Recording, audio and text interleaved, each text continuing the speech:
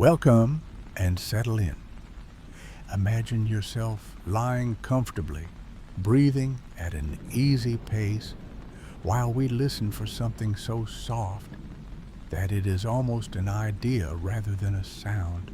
The steady, comfortingly boring rhythm of Earth's hum, the background seismic noise that never stops, even when everything else feels still.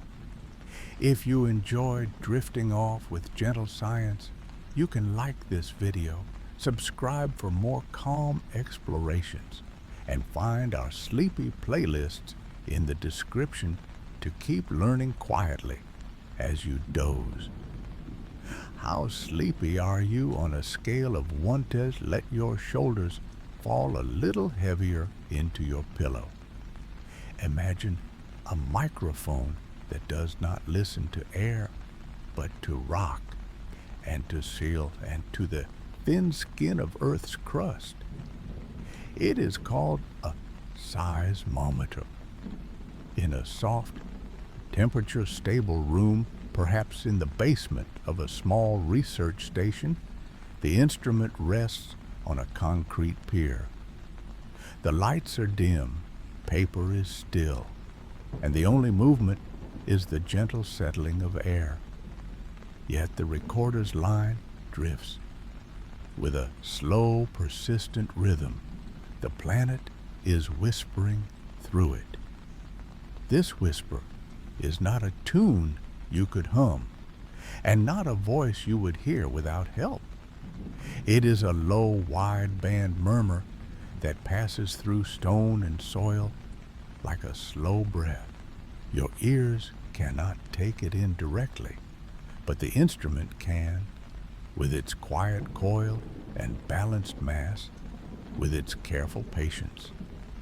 Inside the seismometer, a tiny proof mass floats in a gentle cradle of feedback control, as if suspended by attention alone. When the ground moves, even by less than the width of a dust mote, the mass wishes to stay still, and the difference is captured as a whisper of voltage. The whisper is recorded, stretched out in time, and allowed to become a trace, a soft line that wanders, steadies, and wanders again. You can imagine the trace rolling gently across a screen like a slow stream that refuses to hurry. At times it bends around small eddies of motion, brightening slightly in the way a calm river surface catches a pale strip of sky. The line is alive with keen intentions. If you lean closer in your imagination, if you let your attention soften the way eyes soften before sleep, you begin to notice that the meander is not chaotic. It carries habits. There is a breath to it, a slow exhaling and inhaling of strength and quiet, as if the planet were adjusting a blanket. Through Sunan sediment, far from where you sit, ocean swells are meeting shelves of continental rock. When two trains of waves pass one another, their rhythms fold together, and the pressure upon the seafloor beats with a steady, almost metronomic patience. This repeated pressure nudges the crust, and the nudge travels outward as surface waves that stroll through the continents. The pace of this strolling hum sits well below what human ears are tuned for, more like the pacing of clouds than of raindrops. Instruments call this range the microseism band. It is the favorite region of the Earth's everyday whisper. Around a gentle 0.2 of a cycle per second, the rhythm is strongest. It is not because of a single wave, but because many distant waves form pairs and linger in conversation, pushing in phase and then stepping back. The result is a persistent tapping that never quite stops, as steady as breath in sleep. Above this deep murmur, Wind lifts and drops a landscape of leaves and branches. Each trunk conducts a shiver into the ground, subtle as a sigh shared between friends. The air itself carries slow pressure ripples, born of far-off oceans. These microbarums move through the sky like low velvet drums, and when they reach valleys and slopes and the roofs that make up towns, they translate easily into motion the seismometer can feel. Sky and ground find a point of agreement, and the line on the recorder faintly thickens. Imagine yourself in a quiet room as evening winces into night, and the wind outside steadies, and with it the gentle fur of noise settles down as well. The instrument hears the change, the way you might hear the difference between a kettle boiling and a kettle that has just been turned off.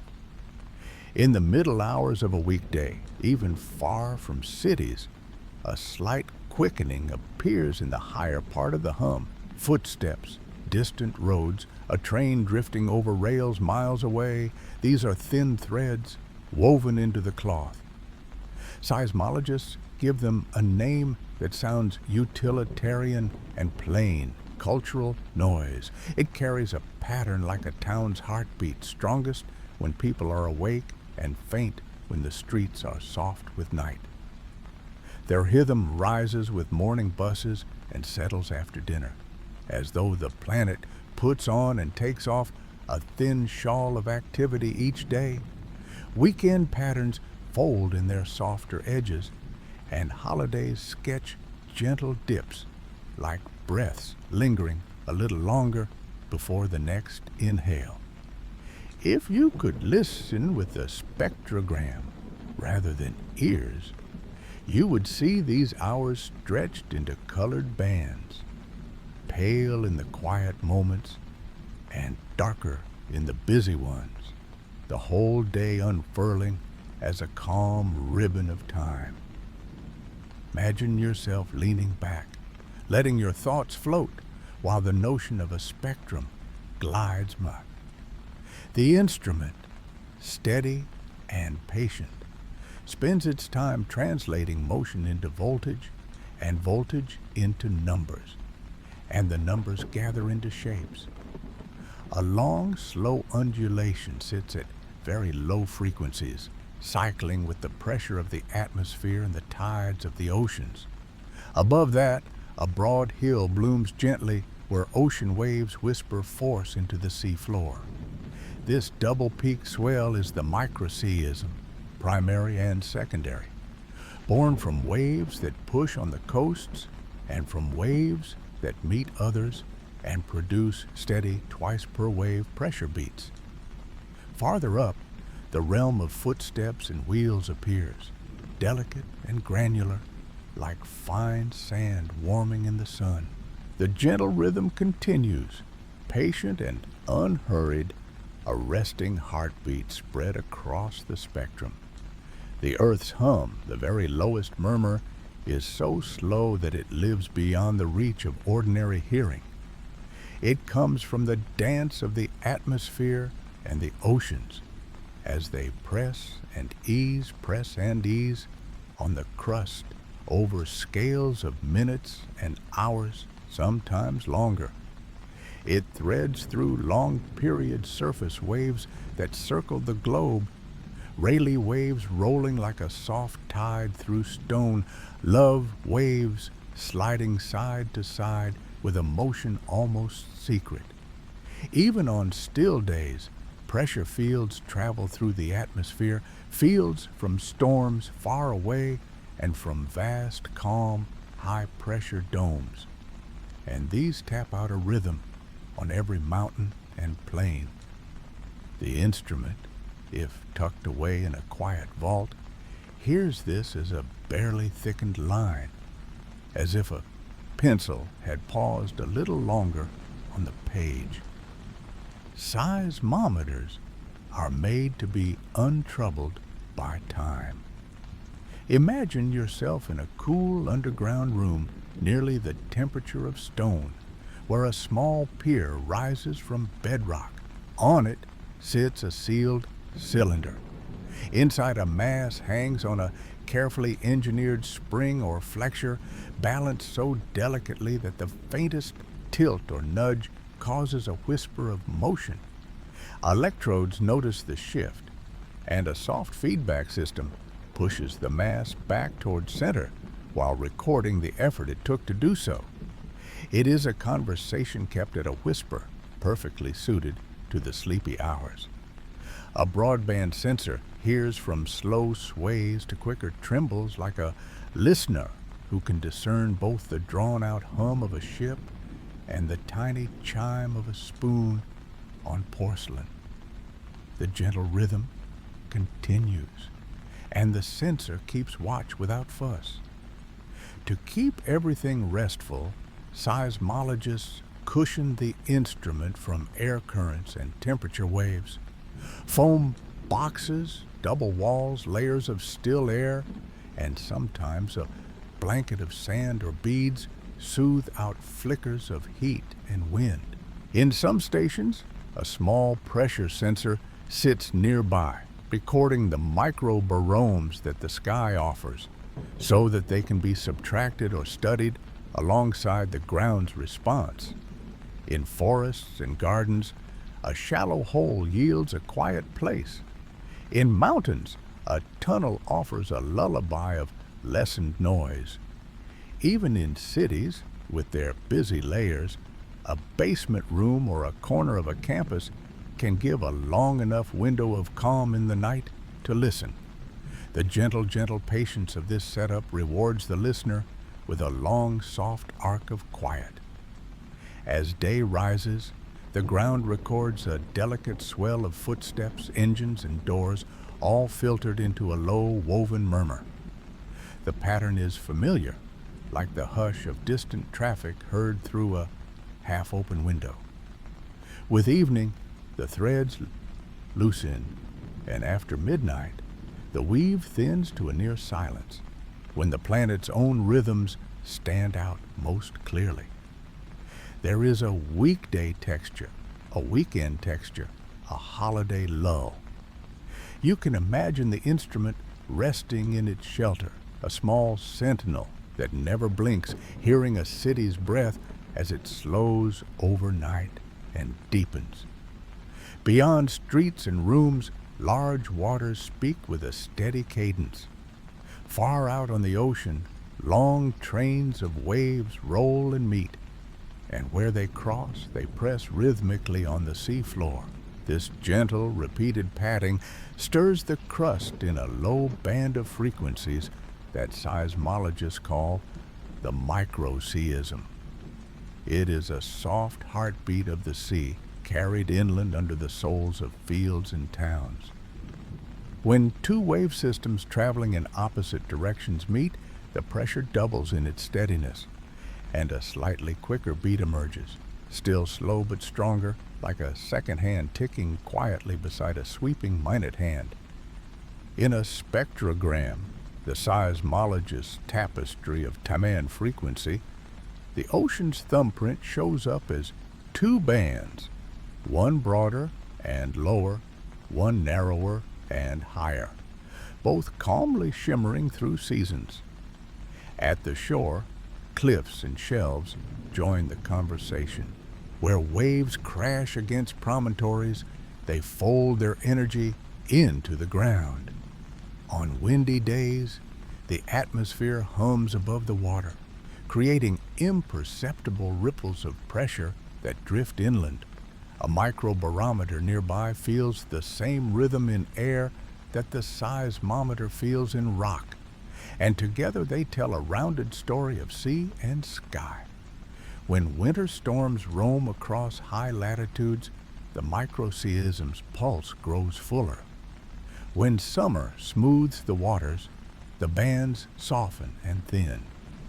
You might picture a faint ribbon drawn across months, growing slightly thicker and then narrow again, steady in its variability, even quieter, below the pace of the waves and the sweeping moods of weather, lies a slower undertone that many call the earth's hum. It is a deep, patient presence, far beneath the range of hearing, moving not in seconds, but in many seconds, and sometimes in minutes. Tiny pressure patterns in the ocean, known as infragravity waves, travel across basins and press gently on the sea floor.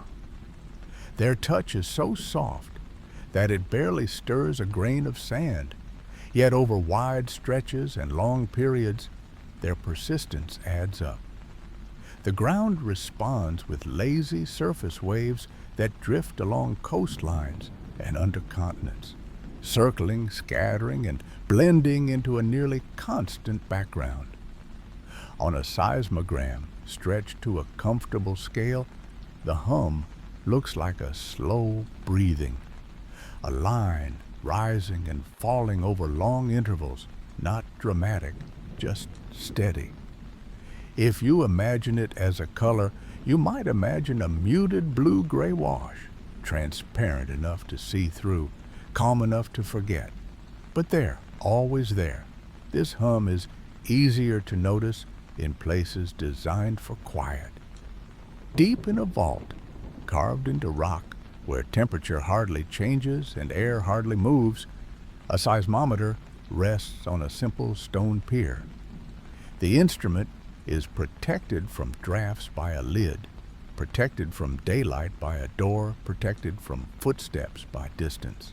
It listens in 3 directions, north-south, east-west, up-down, and translates motion into a line of digital ink. Its sensitivity is not frantic or twitchy. It is patiently tuned to the long, gentle undulations that characterize the planet's restlessness. The engineer who installed it padded the cables so they would not tug and tilt. A thin layer of sand smooths the contact with the concrete. Sometimes a small bowl of desiccant sits nearby to keep the air dry, because even moisture can make metal creak and boards swell. The scene has the quiet of a library stack room and the temperature of a cellar. The floor looks solid, but under the instrument it is a slow raft, sailing a stone sea, buoyed by a mantle that moves so slowly you could measure its pace in the width of a fingernail each year, and still that would be a generous guess.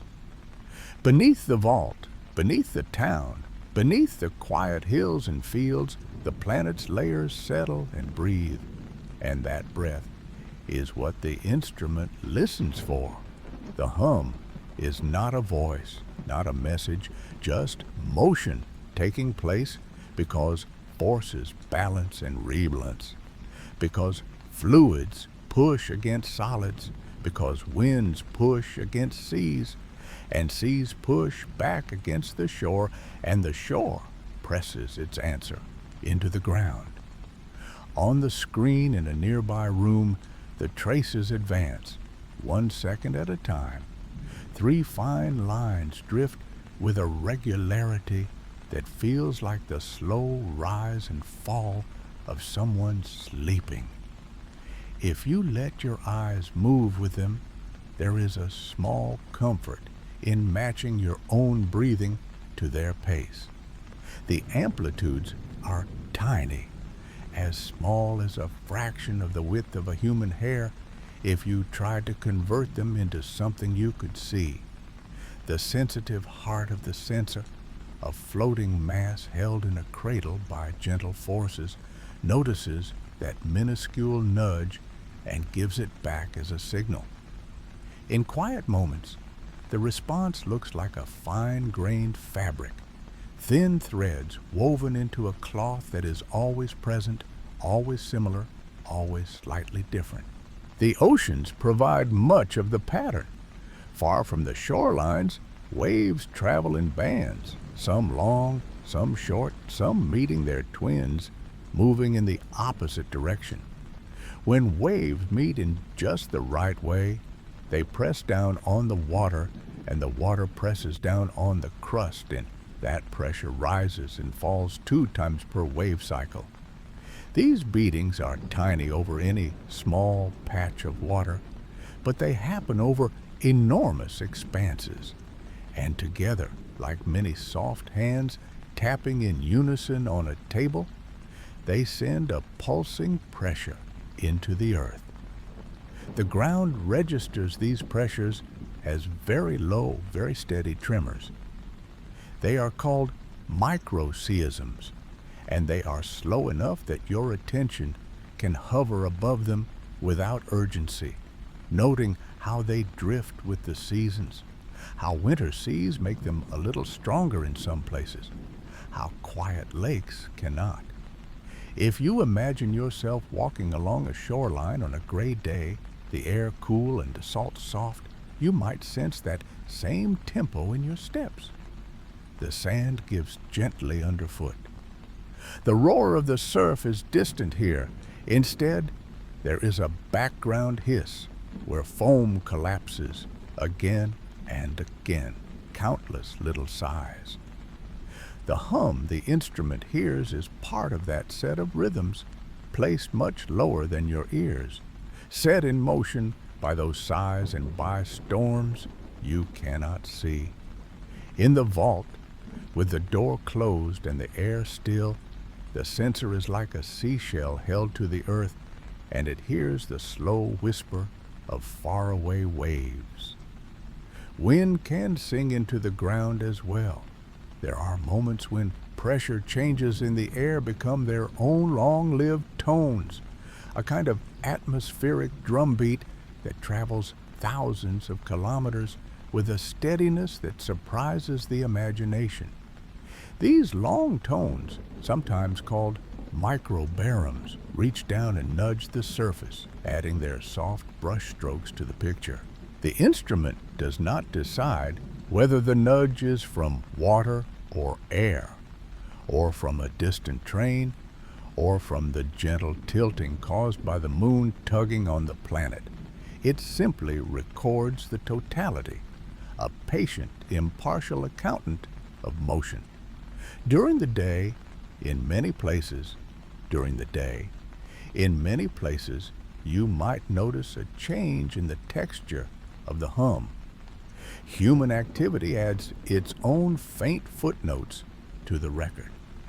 The murmur of traffic rolls like a slow tide in cities, rising with the morning commute, softening a little at midday, and fading after dark. Trains pass as gentle pulses, long low rumbles that fade into the general blend. In tall buildings, elevators add little sighs of motion, plumbing adds tiny taps, and the building itself sways almost imperceptibly in the wind, translating the air's patience into the ground's whisper.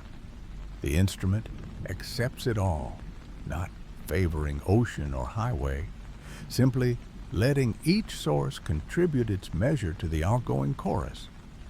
As twilight arrives, the human component quiets. Schools close, office lights dim, and the pressure of footsteps eases. The hum becomes smoother, more like a slow river than a bustling brook.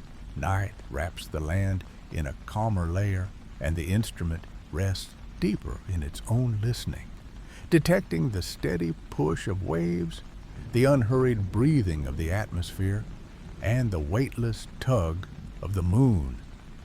Even far from the sea, that maritime signature persists, because waves collide and overlap in the open ocean, forming standing patterns that press on the seafloor with gentle persistence.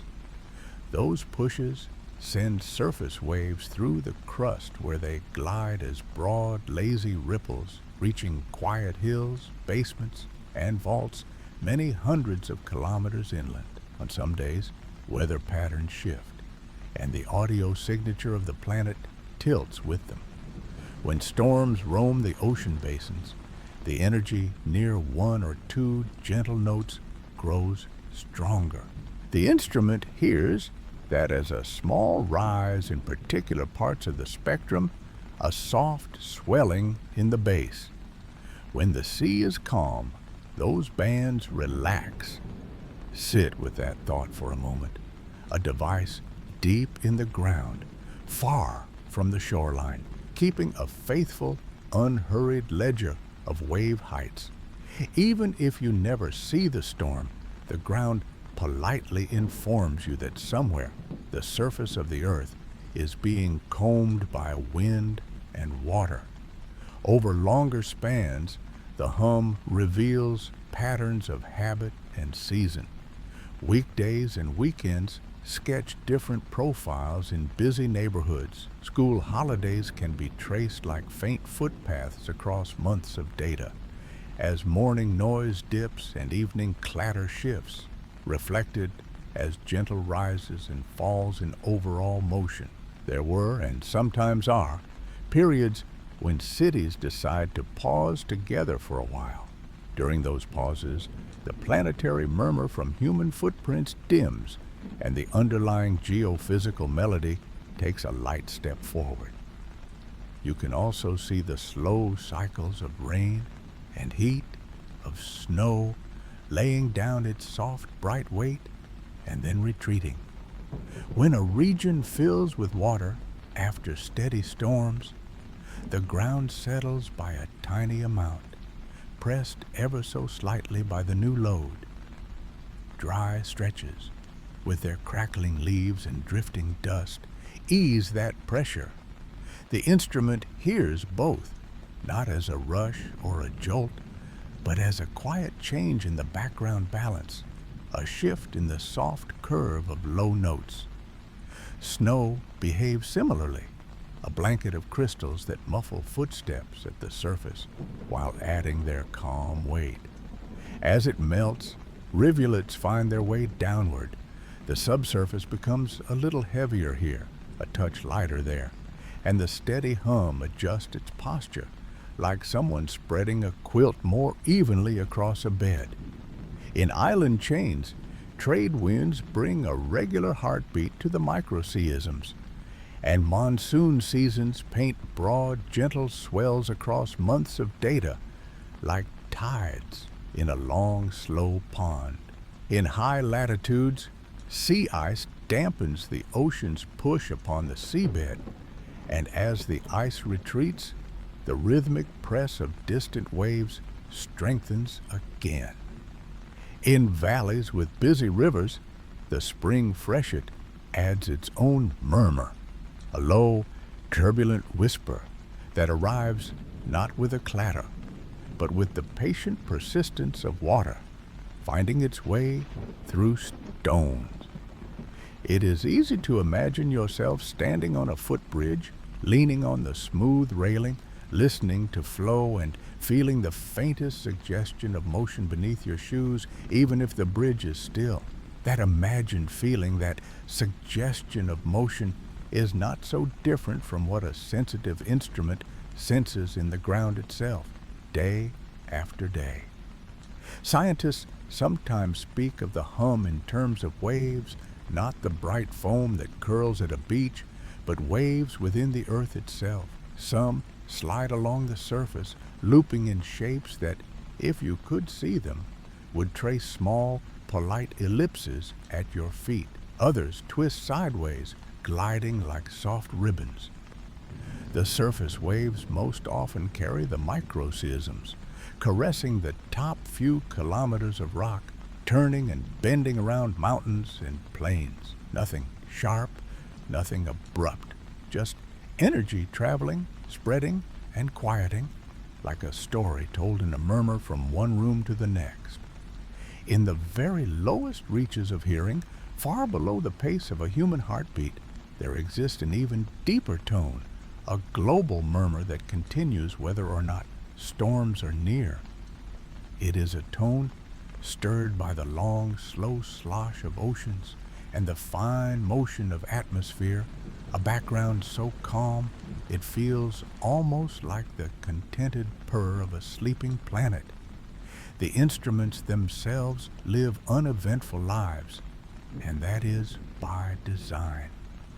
Imagine a small chamber dug into a slope of unremarkable soil lined with concrete or stone, shaded from sun and shielded from rain. Inside, a level pad holds a quiet machine, its body wrapped to keep it snug against the little breath of temperature that passes from day to night. Cables are neatly tied, slack taken up, connection sealed. Along one wall, a quiet barometer listens to pressure, and in another corner, a thermometer notes the changing air, though both would prefer not to change at all. The ideal day in a seismic vault is like the ideal nap. Nothing distracts, nothing startles, dust settles, and the only movement is the soft, steady drift of background rhythm. To make sense of the hum, researchers often compare many places at once. One station near the shore hears the direct push of waves rolling across the shelf, while another, inland, hears the interference of waves marching from opposite directions far out at sea, their interplay beating together into a slightly faster pulse. Put the two together and a picture emerges, an unhurried map of where the ocean is leaning, where winds are pushing, and where energy moves through the water like a slow tide in sound. In this way, the quiet rooms in the ground become windows onto faraway waves. You imagine one screen with two soft traces drifting in parallel, a little higher here, a little lower there, as if the coastline and the heartland are exchanging notes in a language of patient pulses. The gentle rhythm continues, and with it a sense that geography itself is singing at a pace that asks nothing of you except to listen if you want to, or to rest if that feels more welcome. This comparison spreads outward, station to station, until lines crisscross a continent and then a hemisphere. With many of them, the hum can be turned into maps that are never still but never frantic, patterns that move like shadows of clouds.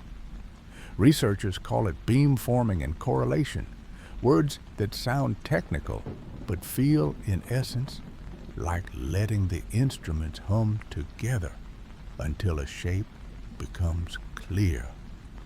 The hum does not need a leader. It is not a marching band.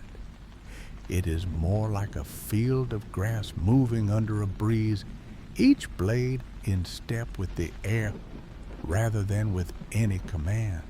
From this, properties of the crust and upper mantle can be teased out gently. The slow speed through sandy sediments, the slightly faster glide through old cool rock, the way valleys cradle motion and plateaus pass it along. Imagine the planet revealing the thickness of its skin, not by being cut, but by sighing. Close to shore, the higher of the two common microseism bands, twice the ocean wave frequency, often stands up a little taller, quick and steady, because opposing waves meet and press down with rhythmic regularity. Farther inland, the single frequency band sometimes has more room to be heard, like a lower humming along the floor. If you were to watch these bands through the seasons, you would notice their patience. In one part of the world, late summer may be the quietest at these frequencies. In another, winter storms far away make the background rise. The Southern Ocean, in its long, windy loops, can send a faint insistence to instruments many thousands of kilometers away, not with aggression, but with persistence, as though the outskirts of Antarctica are simply very good at reminding everyone that the world is round and connected. Those same traces carry a hint of the atmosphere above, because the air and ocean are never truly separate in their movements high over the sea. When strong pressure systems travel, they raise and lower the surface ever so slightly, and the sea answers with long, slow undulations. infrasound, very low pressure waves in the air, and microbaromes, tiny barometric companions to ocean waves, journey through the sky, while their cousins, the microseisms, travel through the ground. Seismometers quietly sense a little of this, and the barometers in the vaults, the ones that prefer to see nothing, nod to it as well. You picture a layered cake of motion, wind brushing across the top, water rippling below, rock flexing gently at the base, all in time with one another. A measured and polite conversation. Deep in the vaults, the instruments notice another habit in the hum. During the day, especially near towns and cities, the ground carries the polite bustle of people moving. It drifts in like the hush of a library, punctuated by soft footsteps. Traffic rolls past in a low, steady murmur. Trains add a faint rhythmic tremor. Construction tools contribute tidy packets of vibration that come and go with lunch breaks and shift changes. In the frequency space where seismologists like to look, around a few cycles per second, the day paints a pale ribbon of brightness, as if someone pulled a gauze curtain across the spectrum. After sunset, that ribbon thins. Near midnight, when most streets are quiet, the higher bands relax and the hum returns to its older companions, the ocean's patient pulse and the wind's slow dialogue with the land. If you imagine yourself peering gently at a day-long spectrogram, the colors would slide in a predictable way. Morning begins with a soft rise as the first buses start, as garage doors rattle up, as footsteps multiply on sidewalks. At noon, there is a plateau of activity, not loud, not urgent, just firm and dependable. Late in the evening, the city empties like sand through a narrow neck, and the graph dims into the calm hours. Weekends carry their own signature. Sometimes the early morning bustle is delayed by an hour or two. Sometimes Sunday afternoons are quieter, shaped by parks and long meals. There are also stretches when roads grow gentler, for reasons that have nothing to do with the calendar, when the curve of daily motion softens across many places at once. The instruments do not judge. They simply continue their slow, unblinking listening. Inside the vaults, each sensor is held in a cradle of routine.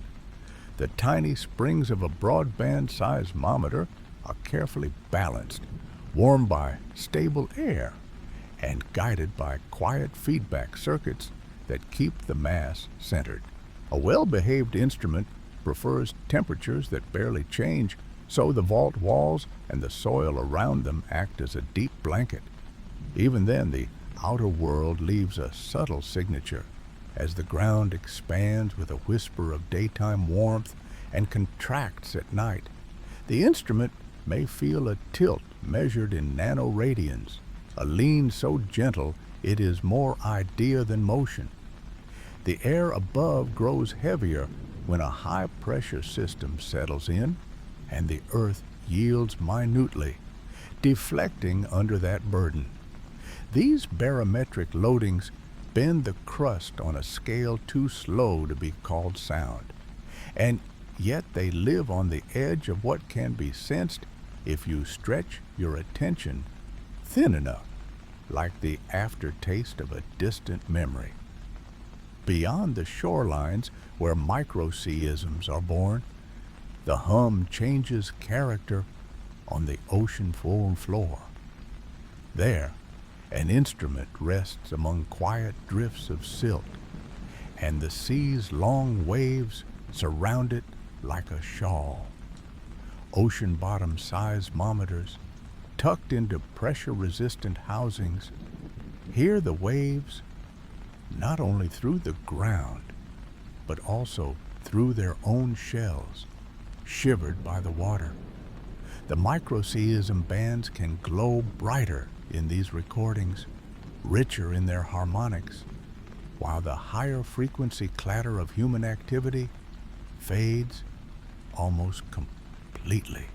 A passing storm far overhead expresses itself as a slow bloom of energy that swells and fades, a petal opening, then folding, then opening again.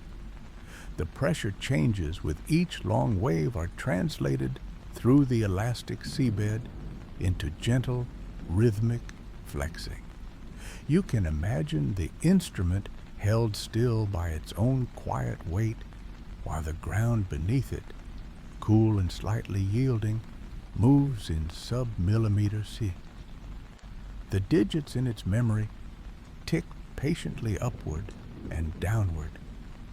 There is no hurry. The storm is in no rush either. It drifts, it lingers, and the hum it paints into the Earth's crust lingers with it. If you were to look at these recordings over many days, you would notice a breathing pattern of the planet's oceans. The microseisms come in two related bands, like two low notes on a vast organ. One carries the tempo of the ocean's own pulse, with periods measured in tens of seconds. The other, the brighter band seismologists often notice first, carries roughly double the frequency, born not from waves beating the shore, but from waves meeting waves in deep water, exchanging momentum and sending their combined push down into the seafloor.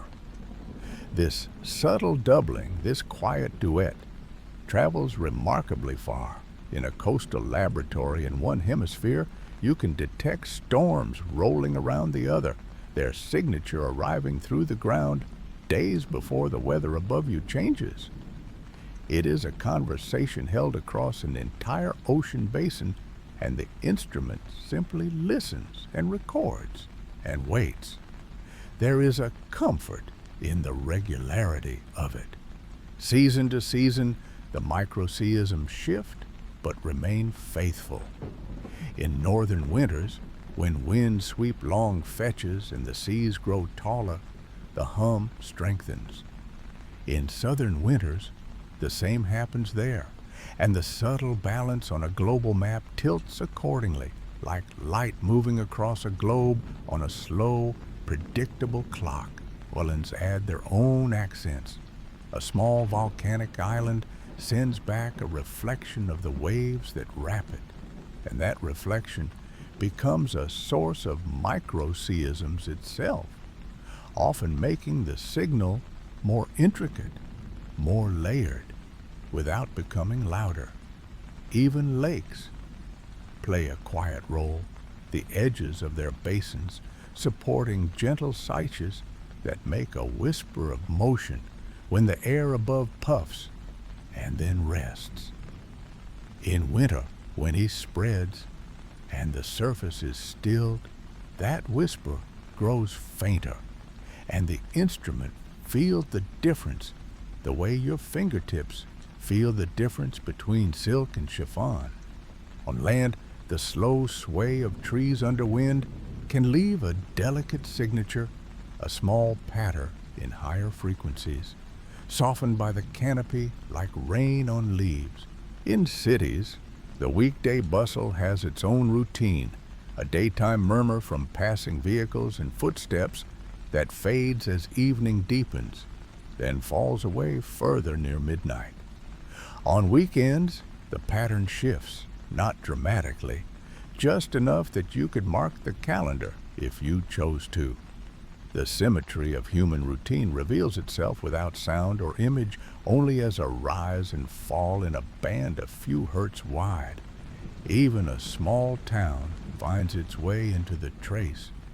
A bus route, a train at a distance, a bell that rings on the hour as air moves through masonry, and the ground accepts a scarcely measurable nudge.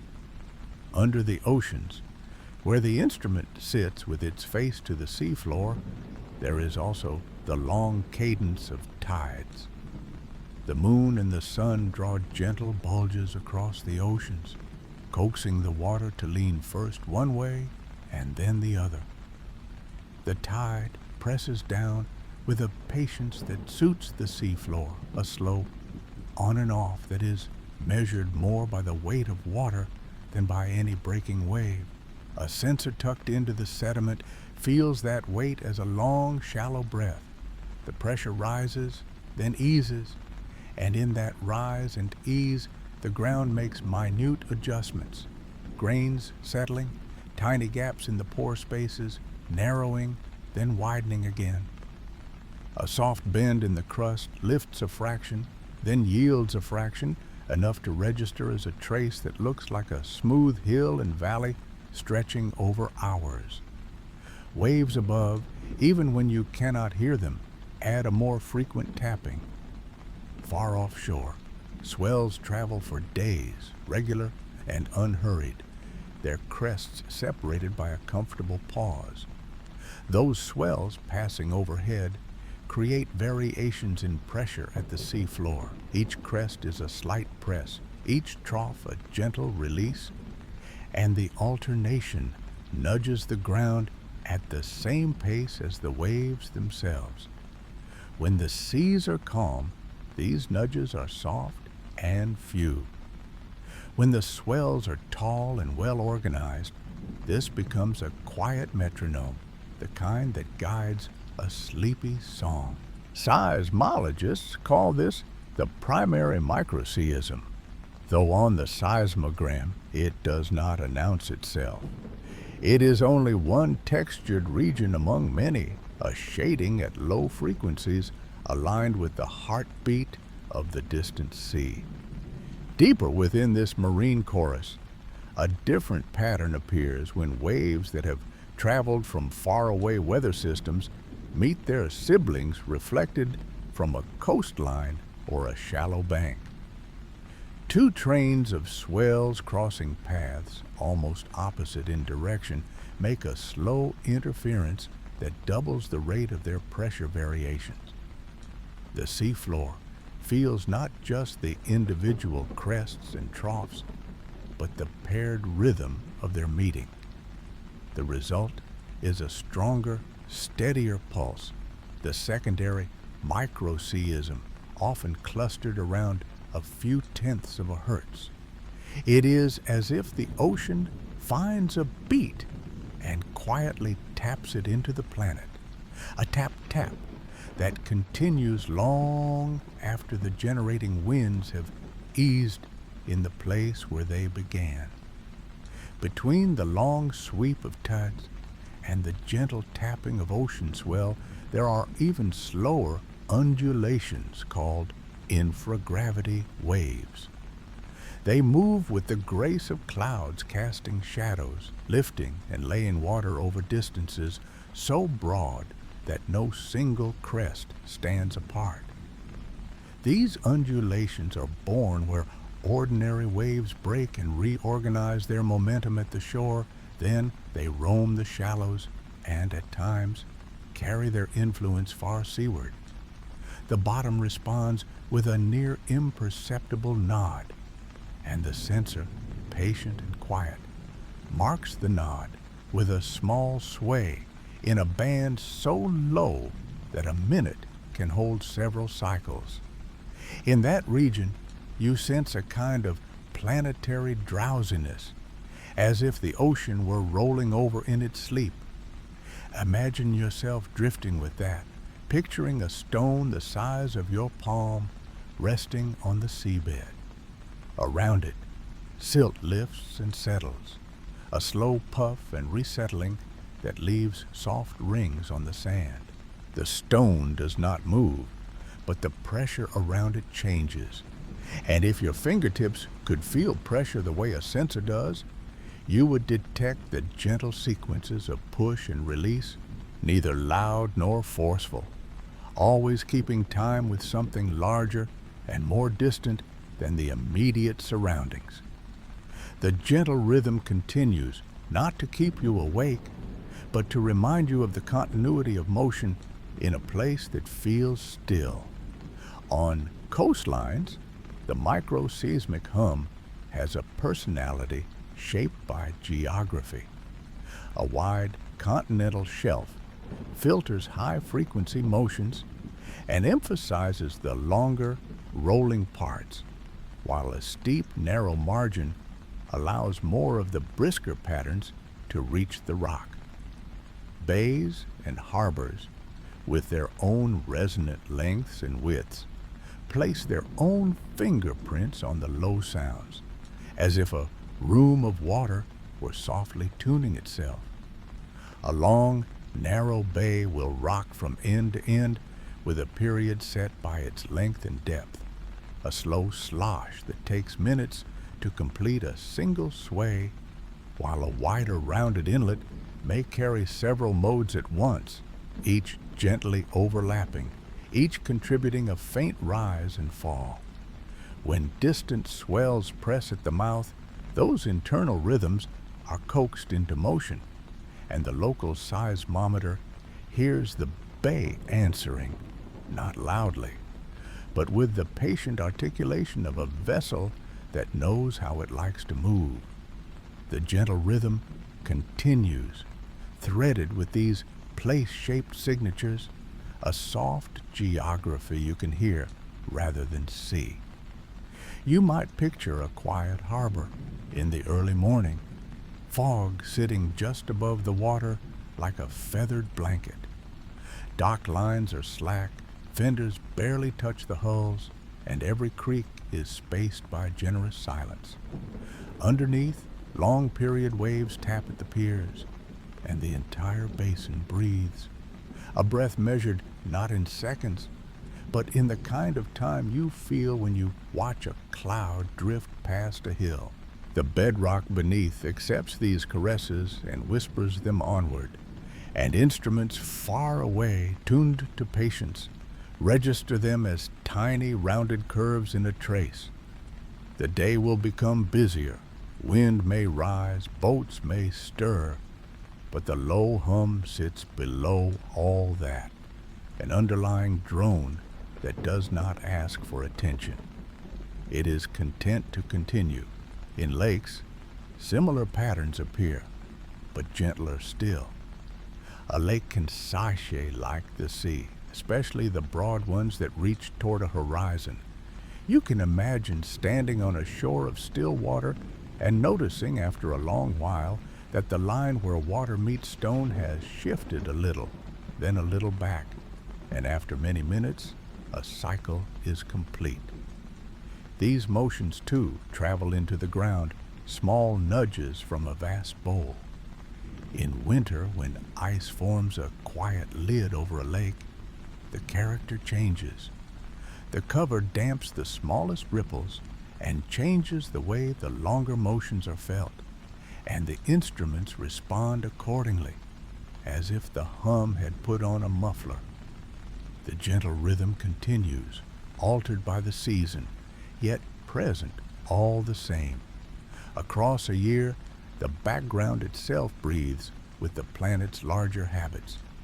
In the North Atlantic, winter swells are stronger, and stations around the ocean's edge hear bolder low frequencies in the colder months. Summer brings calmer seas, and the spectrum softens and thins, letting the floor sounds be even more subdued. If you listened every day and stacked all the days together in your mind, you would notice this ebb and flow. A quiet crescendo in winter, a decrescendo in summer, a reliable cycle that does not rush. Monsoon seasons in some places do a similar thing, steering wind and wave in long arcs that repeat year after year, weaving a steady seasonal texture into the hum. The gentle rhythm continues, tracing slow calendars that require no clocks.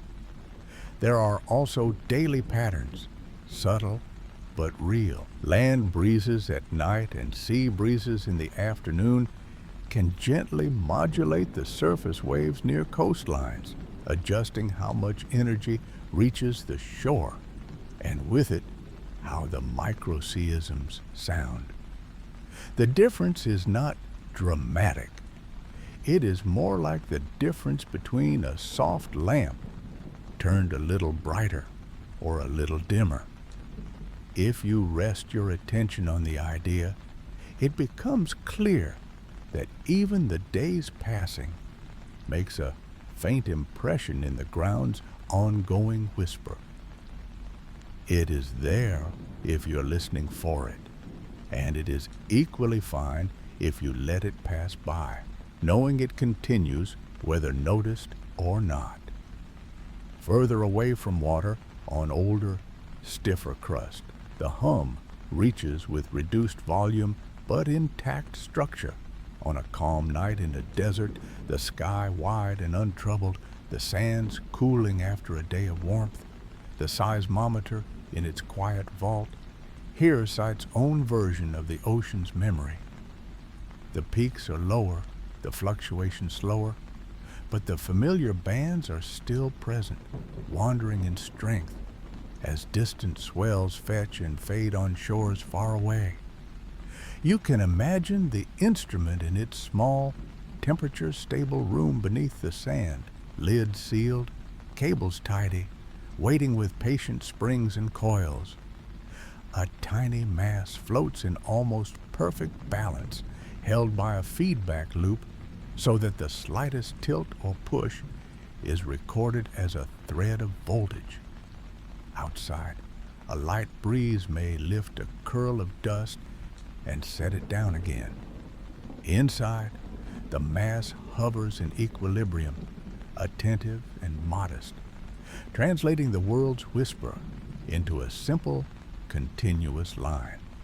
The gentle rhythm continues, and it continues in places where no surface wave is visible, because even still air sits on ground that is connected to coasts, and coasts are connected to waves, and waves are connected to wind.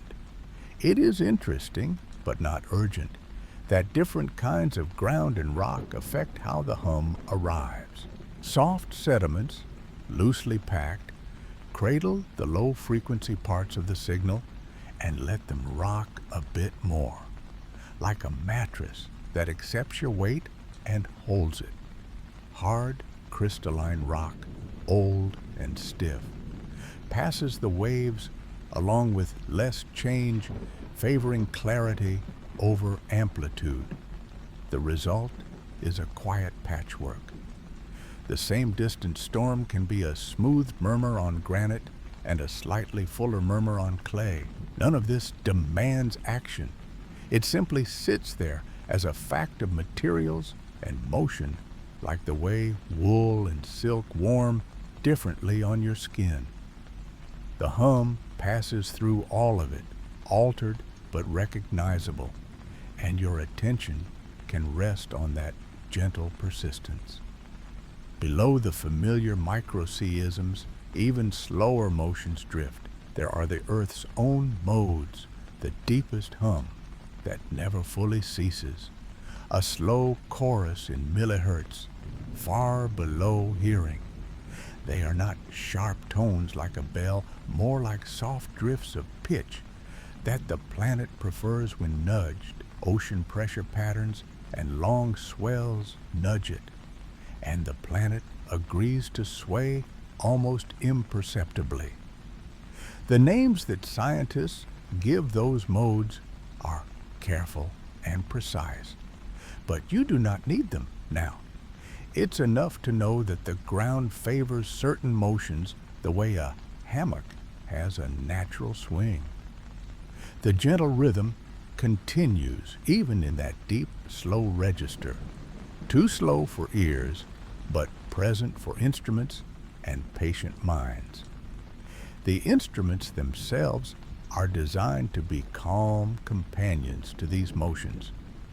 A broadband seismometer is a careful balance of mass and spring with a feedback system, held in a small vault to keep temperature steady and air still. A precise clock marks time, often guided by signals from satellites, so that one station and another can agree on when a particular wiggle occurred. This agreement matters when you want to compare one place to another, to see how the same hum slides through different paths. The data travel by quiet networks to servers that do not hurry, where they are filed by time and station and channel, so that later, with an easy search, you can find the night when the winds were strong in the South Atlantic, or the morning when a distant swell made landfall. It is tidy work, measured and repeatable, like placing a book back on a well-labeled shelf. One of the gentle techniques people use is to listen not to one place, but to the relationship between two places. If you take the ambient noise at one station and compare it with the ambient noise at another, and you align and average over long periods, a kind of path emerges between them.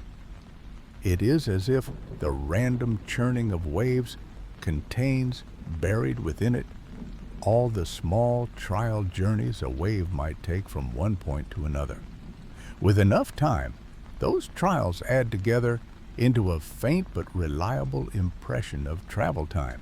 It's called cross-correlation in the technical language, but in your imagination, it can be a simple pairing, a way of listening to how 2 points on the map share the same background breath.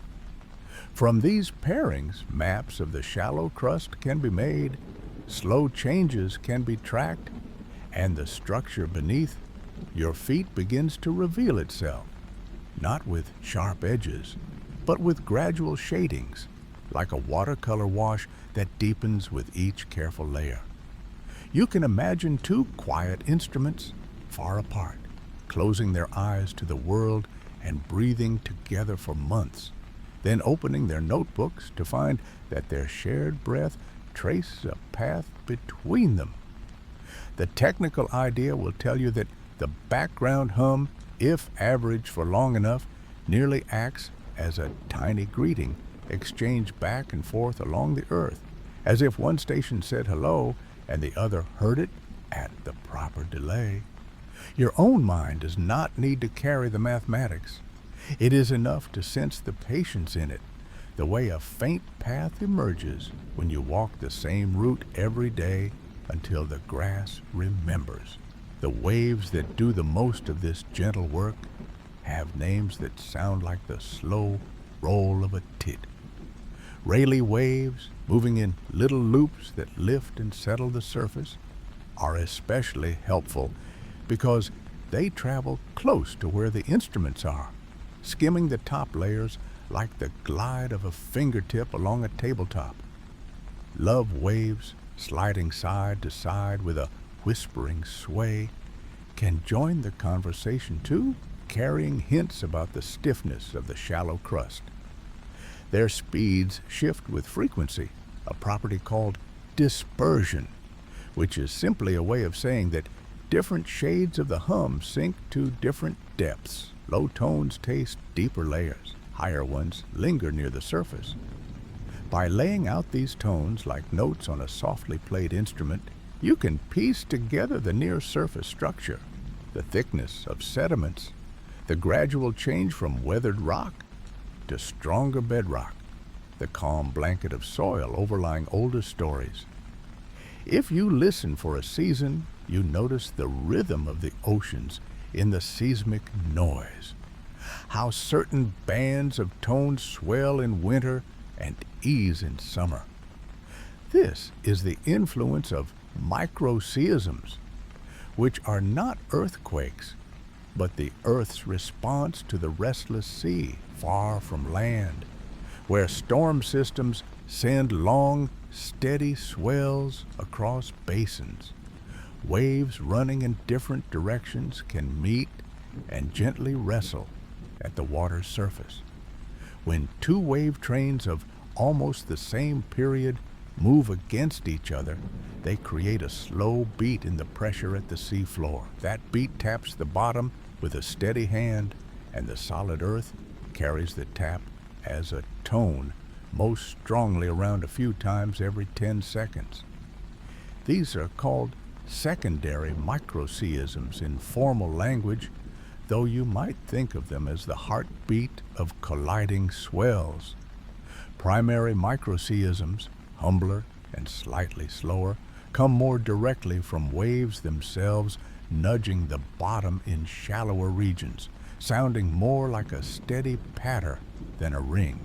The air participates in this exchange as well. The same wave interactions that press on the sea floor push up on the air, making infrasound called microbaroms that travel great distances through the atmosphere. Some of that atmospheric whisper brushes the ground and folds into the seismic noise too, especially under wide skies and over open plains. In this way, the sea, the air, and the land share a single conversation, each medium shaping the other's murmur. You do not need to track every link to follow the sense of it, the way you might recognize a melody without naming each instrument. It is enough to know that the ocean's slow push, the air's soft sigh, and the rock's patient reply are layered together into a background that never really stops, that simply rises and falls with weather and season.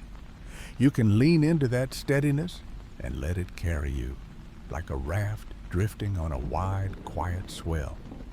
On land, other contributors join the hum in a way that is familiar and unthreatening. Wind moving through trees gives trunks and roots a tiny sway, transferring force into the soil in countless small touches.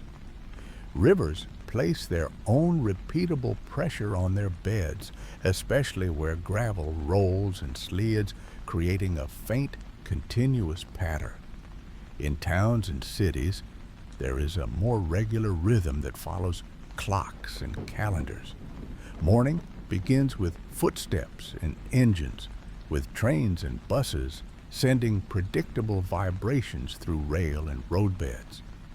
There is a daytime crest, a gentle increase, and then a tapering when lights dim, and apart from the occasional passing vehicle, the local ground grows quieter. Across a week, there is a recognizable lull on certain days when fewer machines move. It is so consistent that many stations show a weekly pattern, as if the earth listens to our schedules and hums along at a lower volume on rest days. The effect is reassuring rather than alarming, a reminder that much of what we do, when averaged by distance and depth, is a background thrum, an artifact of routine. If you could sit beside a modern seismometer, you might find it tucked into a small, temperature-stable room or a shallow vault in bedrock. The housing would be simple, the cables neat, the surroundings deliberately uneventful. Inside, a mass floats in delicate balance, suspended by springs or flexures, watched by sensors that notice the tiniest tilt and sway. The electronics are attentive but slow to excite, measuring motions so small that they are better described in billionths of a meter. The instrument is an ear for the planet's slowest songs, and its design reflects a philosophy of calm. Keep the temperature steady, the airflow minimal, the footing firm. Let the outside world pass by and record it without judgment. Even on the ocean floor, where pressure is immense and the water above is restless, similar instruments rest within heavy cases, settled into sediments as if into a soft mattress, listening to the seafloor's own interpretation of the overhead sea. When the data emerges, it flows in a slow ribbon of numbers, a listing of motion against time that looks almost plain at first glance. Engineers and scientists soothe it with filters, not to change its song, but to hear each section of the orchestra more clearly. Low tones are allowed to drift to the foreground while brisk, high-frequency chatter settles for a moment. Then the scales are reversed and the quick steps come into focus while the long waves wait patiently underneath. On a screen, the result appears as a spectrogram, a soft quilt of color where vertical bands are time, horizontal bands are frequency, and the intensity is the fabric's warmth. The picture glows with a steady belt around a few seconds to 10 seconds period, the signature of ocean waves shaking the margins of continents. Below that, deeper into longer periods, the glow dims into a subdued haze, the quietest part of the planetary choir. Above, at shorter periods, daytime brightens the patchwork with tiny scallops and polygons of life at the surface. Traffic murmurs, footsteps near a city station, machines breathing in factories, wind pulling gently on trees and buildings. One enduring feature appears again and again, the microseism, a steady pulse generated far from shore, where waves cross paths and transfer a little of their energy downward. It does not arrive as waves on the ground like those from an earthquake. It acts more like a pressure drummer, tapping the seafloor rhythmically so that the earth hums with a softly insistent beat. In one range of periods, it is known as the primary microseism, linked to the swell itself. In a slightly shorter period, the secondary microseism emerges, twice the ocean's beat, the result of waves traveling in opposite directions from distant storms and trading pushes that become a repeating push straight down.